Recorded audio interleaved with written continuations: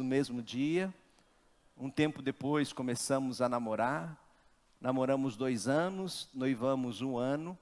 E semana passada completamos 20 anos que estamos casados. E Deus tem sido muito gracioso para conosco. Esse texto em Gênesis capítulo de número 2 nos traz uma referência que não é bom que o homem fique só. Ele diz no verso de número 18: disse mais o Senhor Deus, não é bom que o homem esteja só. Deus criou tudo muito bom. Ele termina o capítulo 1, no verso 31, se você está com a sua Bíblia aí, ele diz que viu Deus tudo quanto fizera, e eis que era muito bom. Mas quando começa o capítulo 2, nós chegamos no verso 18, ele para e olha para Adão, e vê para a solidão de Adão, e diz que essa solidão não era bom. Não era bom. O ser humano não foi feito para criar, não foi criado para viver solitariamente. Tem gente que quer viver como se estivesse numa ilha, né? Às vezes coloca ali algumas pedras, algumas barreiras, alguns cercos, né? Talvez você foi frustrado, talvez você foi abusado, machucado, ferido, traído, e por isso hoje está fechado para novos relacionamentos. Mas deixa eu dizer uma coisa para você. É verdade sim que há pessoas que vão te trair, vão te machucar, vão falar mal de você. Mas é através do relacionamento com outras pessoas é que você vai desfrutar dessa potencialidade da vida que Deus nos deu. É importante você ter amigos. Eu já compartilhei uma pesquisa feita em Harvard que mostrou que aqueles que têm relacionamentos são pessoas que viveram. Eles fizeram uma pesquisa há mais de 70 anos e descobriram que aqueles que tinham relacionamentos viviam cerca de 15 a 20 anos a mais do que aqueles que não tinham amigos, não tinham relacionamentos, que viviam solitariamente. Não é bom que o homem viva só. Diga para a pessoa que está ao seu lado, não é bom viver sozinho. Amém? Não é bom viver sozinho. Se você está pensando aí e se fechar, se trancar, se você que está me ouvindo aí nesse momento no seu quarto, isoladamente, que você foi traído, foi machucado, infelizmente, as pessoas são más, existem pessoas que são más, mas também existem pessoas que vão andar com você, pois há amigos que são mais, amém?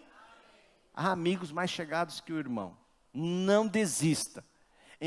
Eu tive uma vez pregando numa igreja em Ribeirão Preto, ia jantando com um pastor lá, e o pastor disse assim para mim: Márcio, se tem algo que é como encontrar uma pepita de ouro, é como você cavar até encontrar uma pepita de ouro, é você encontrar um amigo no ministério, é você encontrar um amigo.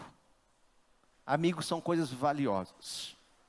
Tanto é que Provérbios vai recomendar que você não abandone o amigo dos seus pais. Para você ver como que a amizade é tão importante. Não viva só. Se tem algo que Deus olhou e viu que não era bom, era que o homem estivesse só. Eclesiastes capítulo 4 vai dizer assim: é melhor haver 2 do que 1, porque 2 pessoas trabalhando juntas podem ganhar muito mais. Se uma delas cai, a outra ajuda a se levantar. Mas, verso de número 10, mas se alguém está sozinho e caindo, não haverá quem o levante. Acho que era a nova versão, na nova linguagem de hoje. Então não viva só. Não viva só. Procure ter um relacionamento com outras pessoas. Em Gênesis capítulo 2, ele fala especificamente sobre a questão de Deus, então, ali, através de Adão, criar uma pessoa para ele viver em casamento. Deus instituiu ali o casamento. No verso de número 24, nós vemos a dinâmica de como se inicia, como se constitui e como se continua o casamento. Verso 24, então ele vai dizer assim: por isso, vamos juntos? Por isso, deixa o homem...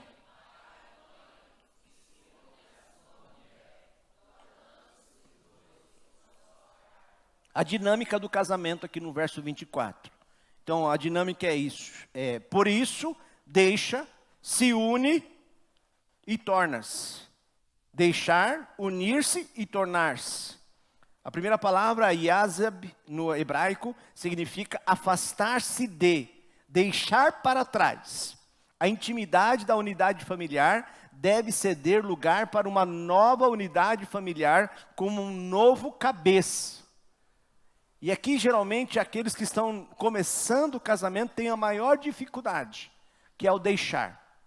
Deixar a vida de solteirista, de solteirismo, a vida de solteiro, deixar ali você que é mocinha, você que é mulher, deixar a autoridade do pai e da mãe para se submeter agora à autoridade de um outro homem sobre a sua vida. Deixar, esta é uma das fases mais difíceis para aqueles que estão começando na vida matrimonial.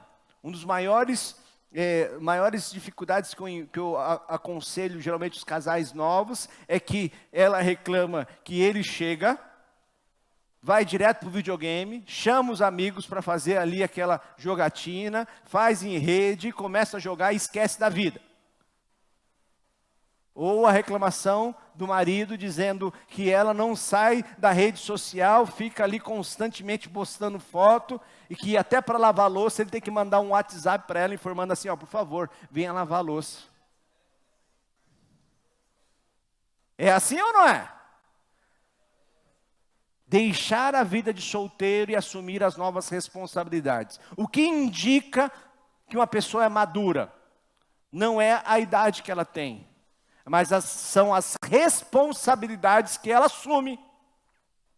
E isso sim é maturidade. Maturidade não quer dizer o tanto de anos de vidas que você tem, mas sim a responsabilidade que você assume. Porque quando você casa, você abandona, deixa ali a sua vida antiga para começar uma nova instituição familiar. A segunda palavrinha aqui no hebraico é debak, que é colar. Eles se tornam mais do que um companheiro íntimo. Eles se tornam melhores amigos, parceiro um do outro. Queridos irmãos, esse negócio de você ter um outro melhor amigo que não é o seu marido, que não é a sua esposa, isso é perigoso. Porque aquele que tem que ser o seu melhor amigo, aquela pessoa mais íntima, mais próxima de você, é o seu cônjuge. Seu cônjuge. Essa pessoa que vai ser confidente na sua vida é o seu cônjuge. Diz aqui então, debak, colar, é se unir. E a terceira palavrinha, a expressão uma só carne, é a constituição hebraica mais forte que para indicar uma mudança de estado. Uma transformação. É tornar-se algo que você não era. E talvez aí fica aquele choque entre o que era e o que é. O que eu era antes, o que eu me tornei agora. É verdade, você não vai permanecer mais, depois que você casa, a mesma pessoa. Porque você vai deixar a sua individualidade, e junto com o seu cônjuge, vai se tornar um. Quem entendeu, diga amém. O verso 25 já nos auxilia a entender como permanecer casado. Diz o verso 25, se o verso 24 nos ensina a dinâmica do casamento, o verso 25 eu vejo aqui o segredo na qual para permanecermos casados por muito tempo. Diz assim, vamos juntos? Ora, um e outro, o homem e sua mulher estavam nus e não se envergonhavam. Antes de você pensar que para permanecer casado, você tem que ficar muitas vezes nus uns com os outros. Isso é importante também. Em outra hora, em outro momento, talvez eu fale um pouco sobre isso. Amém? Estar nus aqui significa intimidade. Para permanecer casado, nunca perca a intimidade. No cerne de um casamento saudável, está um senso profundo de vínculo, de amor, de apreço e de respeito. Isso é intimidade. Na época que você namorava, na época que havia ali o gracejo, havia ali o galantear, havia ali o cortejar. Isso é tudo difícil, né? Qual que é a palavra mais nova para isso? Uma palavra mais moderna, me ajuda aí. Paquerar, né? Essa fase que você estava paquerando, que você estava conhecendo o seu namorado, a sua namorada. Vocês passavam tempo conversando, passam tempo conversando, conhecendo um ao outro. Buscam encontrar um ponto de consenso a respeito das ideias, respeitando as ideias uns do outro. Revelam-se os segredos mais profundos do coração, acreditando que amariam-se para sempre, independente do que viesse a acontecer. Contudo, quando a intimidade é rompida, é difícil sustentar o casamento. Alguns dizem que a intimidade é rompida quando chegam os filhos. Eu não sei quantos de vocês já passaram por essa fase dos filhos, e você pode afirmar, como diz essa pesquisa, que mostra que muitos casais, depois que chegam os filhos, eles perdem a sua intimidade. Não tem mais tempo para conversar um com o outro, ela fica com o bebê 24 horas, ele fica agora vivendo em outra sintonia, agora em vez de ser esposa é a mãe, né? Ou alguns acabam até chamando a esposa de mamãe, né? Fazem da esposa mamãe e acaba totalmente a intimidade. A intimidade é rompida. E nós vimos aqui que algo muito importante para manter um casamento saudável é continuar vivendo a intimidade. Mas na verdade, é que muitos casais não conseguem compreender que o amor ele precisa ser cultivado. A intimidade não é uma coisa estática, porque as pessoas mudam. Aquilo que você conhecia da sua esposa, do seu marido, do seu cônjuge, já não é mais a mesma coisa. Mudou. A pessoa muda. Os gostos mudam. As vontades, os desejos mudam. E precisam continuar cultivando o amor, o respeito, a conversa, entender aquilo que um outro gosta. Como se pode construir, então, ou reconstruir a intimidade de um relacionamento conjugal que foi rompido? Eu vou seguir aqui 3 conselhos dados por Gary Chapman, no seu livro Como Restaurar a Intimidade Após os Filhos, como aquecer o casamento após a chegada dos filhos. Ele diz assim: primeiro, remova os escombros. Remova os escombros. Talvez você já tenha visto uma casa destruída pelo fogo, uma casa destruída pelo vento, um terremoto, aquela bagunça dentro de casa. Se ainda a casa está em pé, então quer dizer que há esperança, a estrutura está lá, mas os escombros ali, a sujeira, está impedindo daquela casa ser vista. Então começa removendo os lixos, removendo aquilo que está impedindo de vocês entrarem na casa e terem uma intimidade. Mas começa com essa limpeza não no outro. Comece essa mudança em você. Porque a mudança que eu espero no outro tem que começar na minha vida. Tem que começar em mim.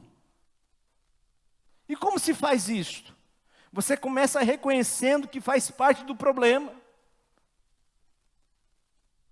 Você faz parte do problema.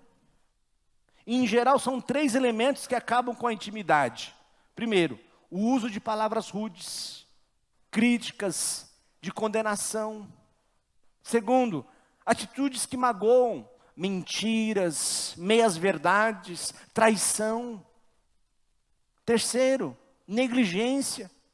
Não fazendo aquilo que você deveria estar fazendo, que você sabe que deveria estar fazendo e não faz. Então comece a remover a bagunça, comece a remover os entulhos, comece a remover a sujeira, mas comece na sua vida e não no outro. Quer renovar a intimidade? Comece removendo os entulhos. Segundo, ele diz, reafirme o seu casamento. Talvez você tenha esquecido daquelas palavras que você falou no altar. Eu prometo. Prometo o quê?